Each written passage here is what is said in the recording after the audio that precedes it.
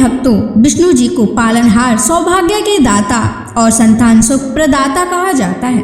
यदि आपके जीवन में संतान प्राप्ति में बाधा, संतान के स्वास्थ्य संबंधी चिंता या संतान के उज्जवल भविष्य को लेकर कोई परेशानी है, तो आपको श्री हरि विष्णु जी के इस महामंत्र का जाप करना चाहिए। इस मंत्र का जाप आपके लिए फलदायी साबित होने वाला है। भगवान विष्णु की कृपा से संतान सुख प्राप्त होता है, संतान स्वस्थ है और दीर्घायु होती है और परिवार में खुशहाली बनी रहती है। अगर आप भी संतान प्राप्ति की कामना करते हैं तो आपको इस मंत्र का जाप जरूर करना चाहिए। इस मंत्र का आपको नियमित 108 बार जाप करने से आपके जीवन में आपको संतान की प्राप्ति हो जाएगी। आपके जीवन में संतान से जुड़ी कोई भी बाधा नहीं आएगी। इसलिए प्यारे भक्तों, विष्णु जी के इस महामंत्र का जाप अवश्य करें और नियमित 108 बार जाप करें। यदि आप इस महामंत्र का जाप करने में असमर्थ हैं तो आप इस वीडियो को अपने मोबाइल फोन पर स्पीकर पर चलाकर अपने घर, दुकान या ऑफिस में छोड़ दें। ऐसा करने से आपको हर उस स्थान पर भगवान विष्णु की असीम कृपा प्राप्त होने लगेगी और आपको संतान सुख की भी प्राप्ति होगी। इसलिए प्यारे भक्तों, इस मंत्र को साधारण समझने की गलती बिल्कुल भी ना करें। यह मंत्र बहुत ही चमत्कारी और प्रभावशाली मंत्र है। यदि आप भगवान विष्णु की कृपा अपने ऊपर ऐसे ही बनाए रखना चाहते हैं तो इस वीडियो को लाइक और चैनल को सब्सक्राइब जरूर कर दीजिए और कमेंट बॉक्स में श्री हरि विष्णु अवश्य लिख दीजिए। तो चलिए भक्तों, मंत्र का जाप करना प्रारंभ करते हैं। ओम ह्रीं क्लीं नारायणाय सिद्धिं मे देहि स्वाहा। ओम ह्रीं क्लीं नारायणाय सिद्धिं मे देहि स्वाहा।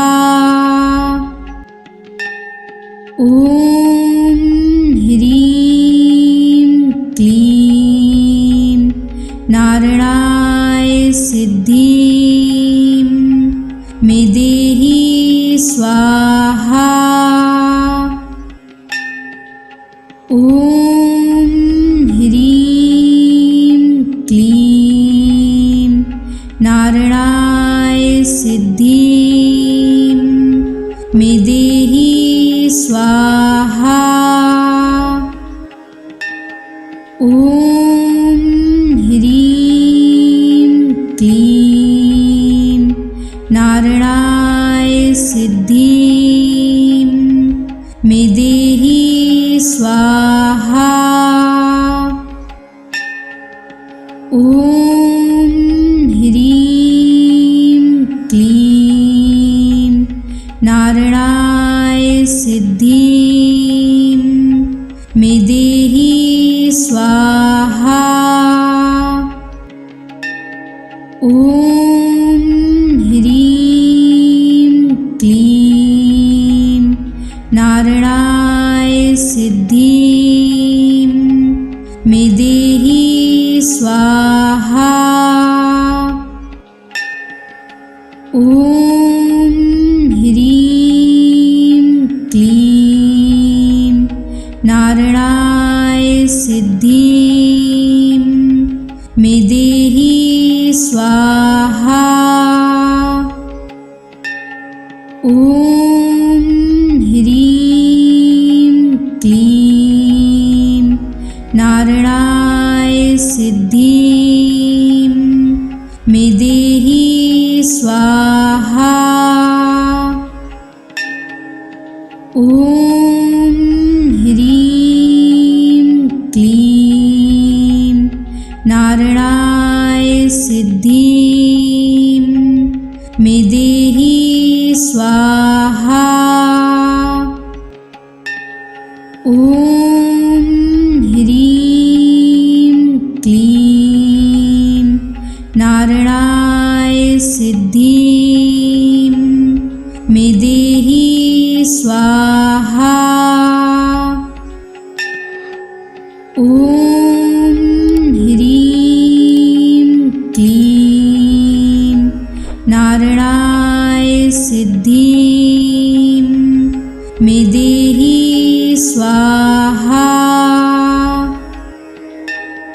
ॐ ह्रीं क्लीं नारायणाय सिद्धिं मे देहि स्वाहा। ॐ ह्रीं क्लीं नारायणाय सिद्धिं मे देहि स्वाहा। ॐ ह्रीं क्लीं नारायणाय सिद्धिं मे देहि स्वाहा। ॐ ह्रीं क्लीं नारायणाय सिद्धिं मे देहि स्वाहा। ॐ ह्रीं क्लीं नारायणाय सिद्धिं मे देहि स्वाहा। ॐ ह्रीं क्लीं नारायणाय सिद्धिं मे देहि स्वाहा। ॐ ह्रीं क्लीं नारायणाय सिद्धिं मे देहि स्वाहा। ॐ ह्रीं क्लीं नारायणाय सिद्धिं मे देहि स्वाहा। ॐ ह्रीं क्लीं नारायणाय सिद्धिं मे देहि स्वाहा। ॐ ह्रीं क्लीं नारायणाय सिद्धिं मे देहि स्वाहा। ॐ ह्रीं क्लीं नारायणाय सिद्धिं मे देहि स्वाहा। ॐ ह्रीं क्लीं नारायणाय सिद्धिं मे देहि स्वाहा। ॐ ह्रीं क्लीं नारायणाय सिद्धिं मे देहि स्वाहा। ॐ ह्रीं क्लीं नारायणाय सिद्धिं मे देहि स्वाहा। ॐ ह्रीं क्लीं नारायणाय सिद्धिं मे देहि स्वाहा। ॐ ह्रीं क्लीं नारायणाय सिद्धिं मे देहि स्वाहा। ॐ ह्रीं क्लीं नारायणाय सिद्धिं मे देहि स्वाहा। ॐ ह्रीं क्लीं नारायणाय सिद्धिं स्वाहा। ॐ ह्रीं क्लीं नारायणाय सिद्धिं मे देहि स्वाहा। ॐ ह्रीं क्लीं नारायणाय सिद्धिं मे देहि स्वाहा। ॐ ह्रीं क्लीं नारायणाय सिद्धिं मे देहि स्वाहा।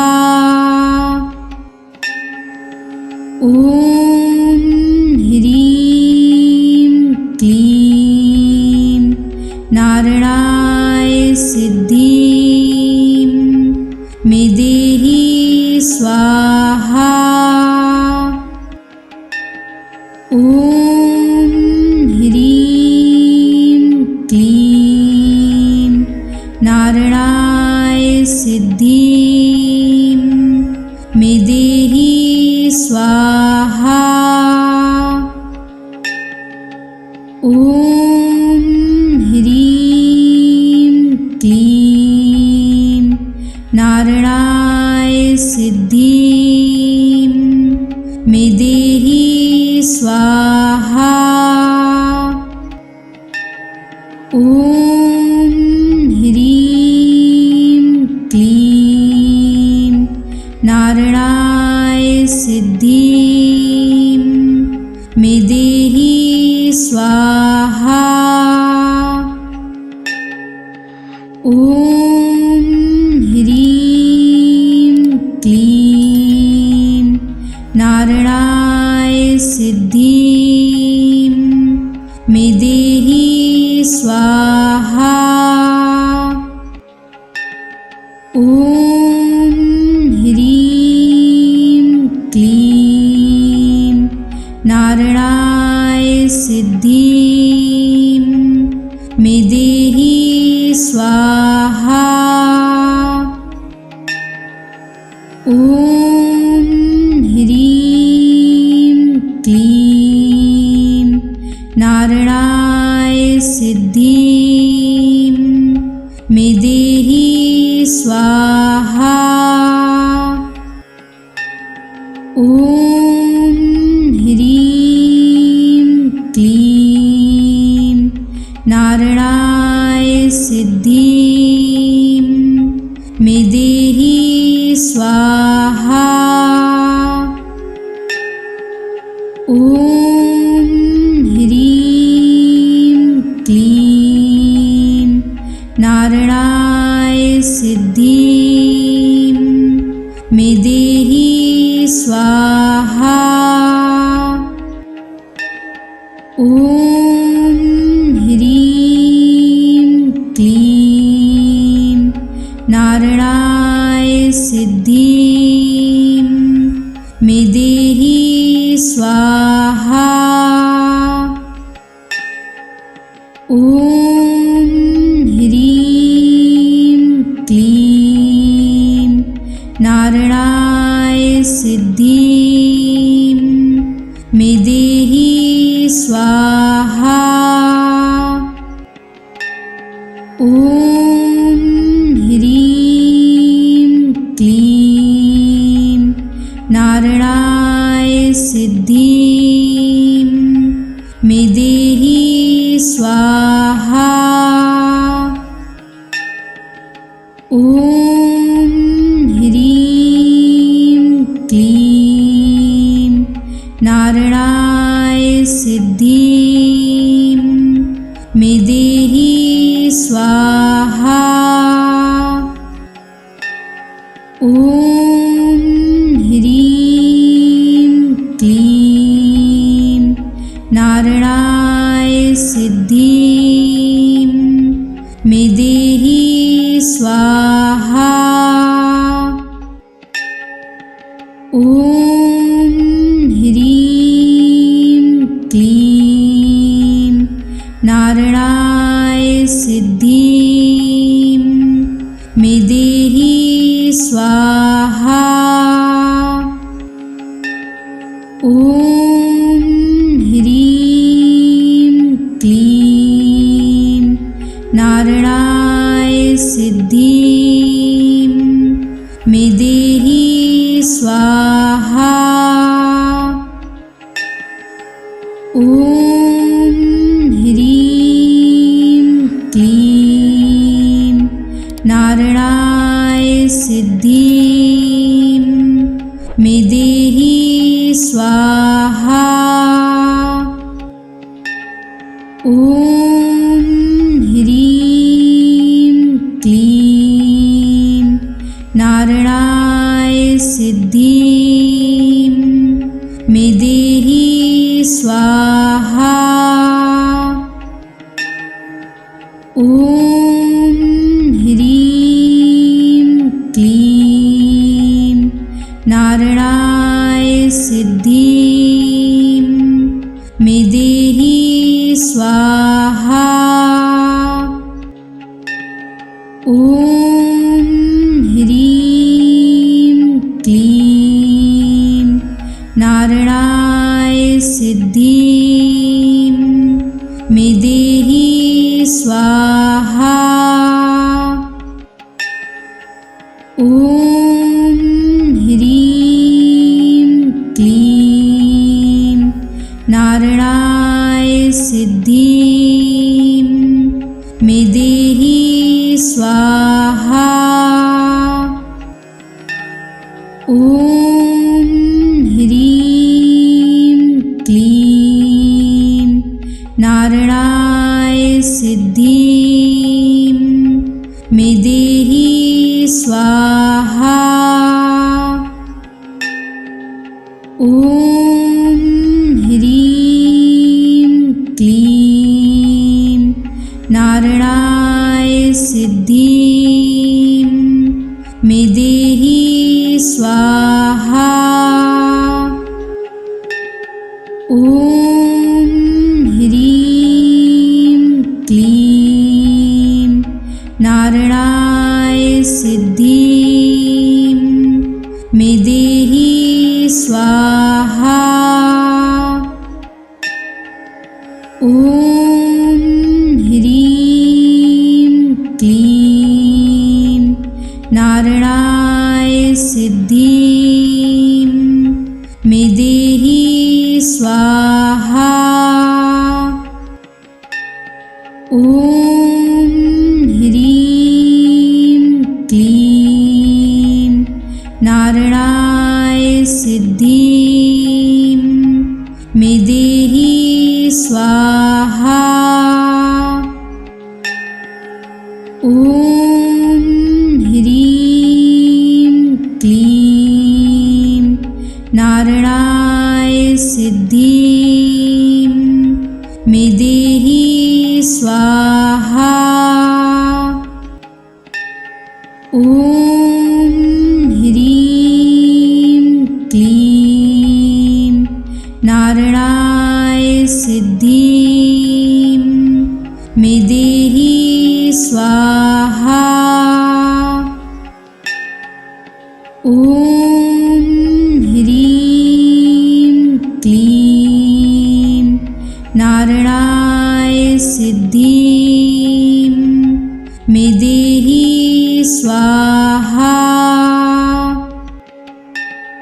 ॐ ह्रीं क्लीं नारायणाय सिद्धिं मे देहि स्वाहा। ॐ ह्रीं क्लीं नारायणाय सिद्धिं मे देहि स्वाहा।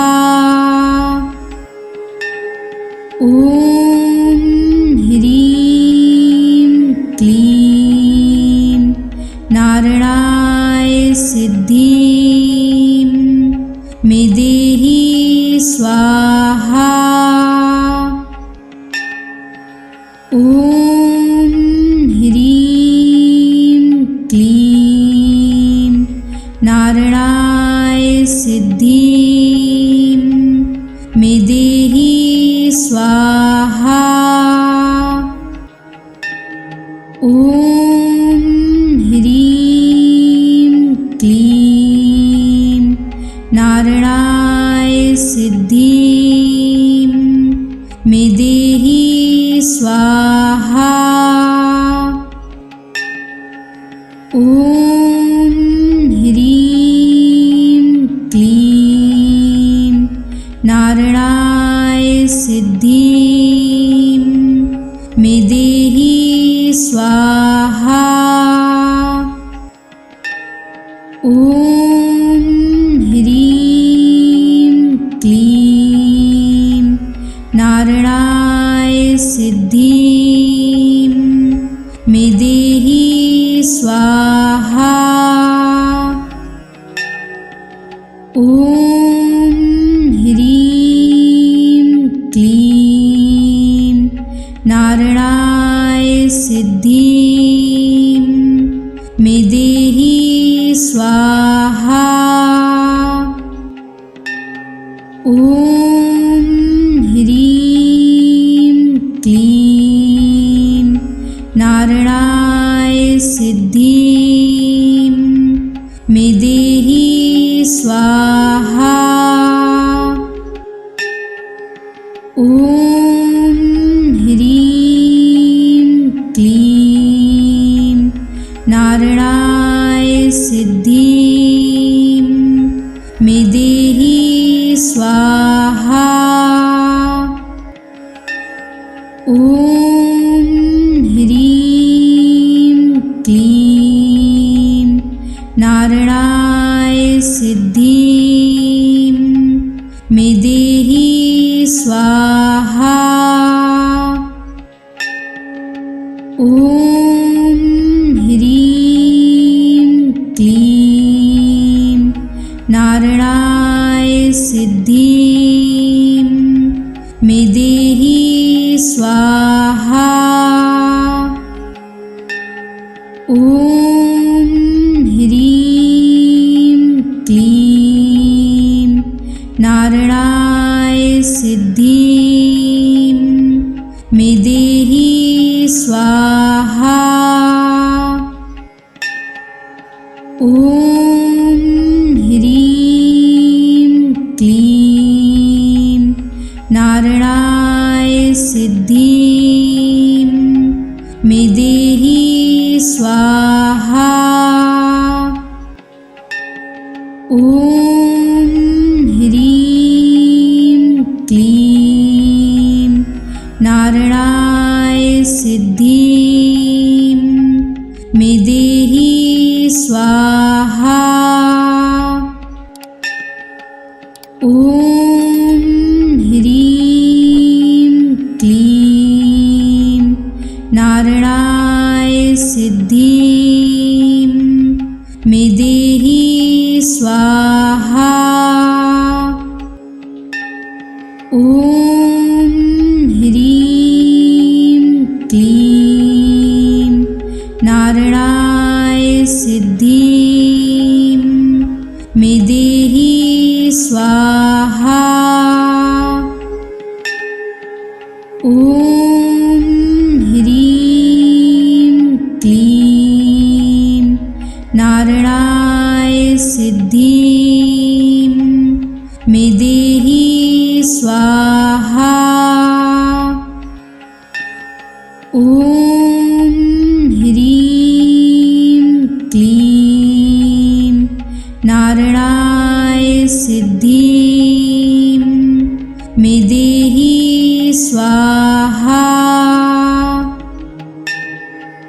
ॐ ह्रीं क्लीं नारायणाय सिद्धिं मे देहि स्वाहा। ॐ ह्रीं क्लीं नारायणाय सिद्धिं मे स्वाहा। ॐ ह्रीं क्लीं नारायणाय सिद्धिं मे देहि स्वाहा। ॐ ह्रीं क्लीं नारायणाय सिद्धिं मे देहि स्वाहा। ॐ ह्रीं क्लीं नारायणाय सिद्धिं मे देहि स्वाहा। ॐ ह्रीं क्लीं नारायणाय सिद्धिं मे देहि स्वाहा। ॐ ह्रीं क्लीं नारायणाय सिद्धिं मे देहि स्वाहा। ॐ ह्रीं क्लीं नारायणाय सिद्धिं मे देहि स्वाहा। ॐ ह्रीं क्लीं नारायणाय सिद्धिं मे देहि स्वाहा। ॐ ह्रीं क्लीं नारायणाय सिद्धिं मे देहि स्वाहा। ॐ ह्रीं क्लीं नारायणाय सिद्धिं मे देहि स्वाहा। ॐ ह्रीं क्लीं नारायणाय सिद्धिं मे देहि स्वाहा। ॐ ह्रीं क्लीं नारायणाय सिद्धिं मे देहि स्वाहा। ॐ ह्रीं क्लीं नारायणाय सिद्धिं मे देहि स्वाहा। ॐ ह्रीं क्लीं नारायणाय सिद्धिं मे देहि स्वाहा। ॐ ह्रीं क्लीं नारायणाय सिद्धिं मे देहि स्वाहा। ॐ ह्रीं क्लीं नारायणाय सिद्धिं मे देहि स्वाहा। ॐ ह्रीं क्लीं नारायणाय सिद्धिं मे देहि स्वाहा। ॐ ह्रीं क्लीं नारायणाय सिद्धिं मे देहि स्वाहा। ॐ ह्रीं क्लीं नारायणाय सिद्धिं मे देहि स्वाहा। ॐ ह्रीं क्लीं नारायणाय सिद्धिं मे देहि स्वाहा। ॐ ह्रीं क्लीं नारायणाय सिद्धिं मे देहि स्वाहा। ॐ ह्रीं क्लीं नारायणाय सिद्धिं मे देहि स्वाहा। ॐ ह्रीं क्लीं नारायणाय सिद्धिं मे देहि स्वाहा। ॐ ह्रीं क्लीं नारायणाय सिद्धिं मे देहि स्वाहा। ॐ ह्रीं क्लीं नारायणाय सिद्धिं मे देहि स्वाहा। ॐ ह्रीं क्लीं नारायणाय सिद्धिं मे देहि स्वाहा।